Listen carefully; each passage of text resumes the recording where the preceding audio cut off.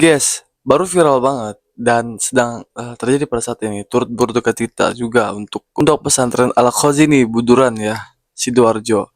Korbannya itu 171 teman-teman. Nah, yang selamat itu 104.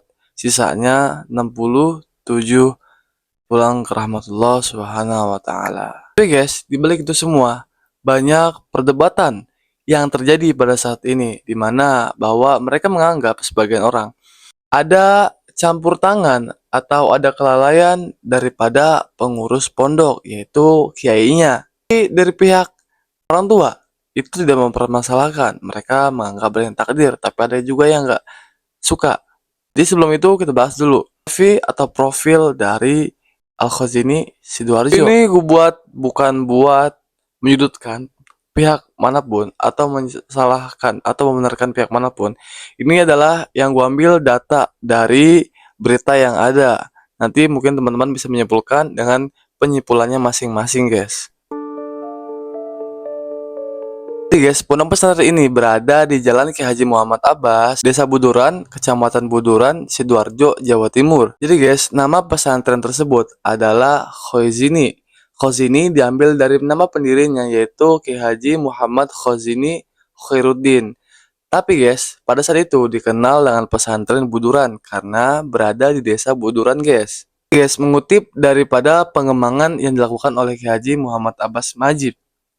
Nah, pesantren ini didirikan pada tahun 1964 sampai dengan 2010, guys. Dan jebolan pesantren sana bukan main-main, guys. Salah satunya pendiri Nahdlatul Ulama, Haji Hasyim Asy'ari, salah satunya. Ada kayak Haji Nasir dari Jombang, Haji Dimyati dari Banten, serta ulama-ulama yang terkenal lainnya, guys. Tapi dari beberapa artikel lain ditemukan bahwa pesantren Al Khazini ini didirikan pada tahun 1927 atau 1928.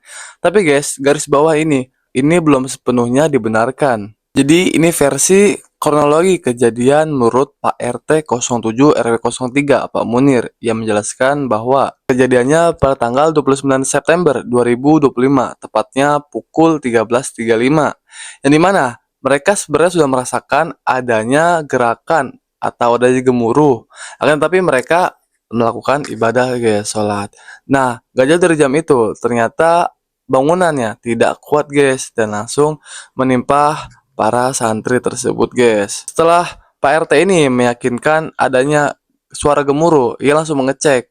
Dan setelah mengecek, dia kaget dan langsung memberitahu kepada pemerintah setempat serta sambil menyelamatkan santri-santri yang ada sambil menunggu bantuan, guys. Dugaan awal menurut pengasuh pondok pesantren yaitu Ki Haji Ahmad Mujib, guys, mengatakan bahwa pondasi dari pondoknya tersebut tidak kuat, guys.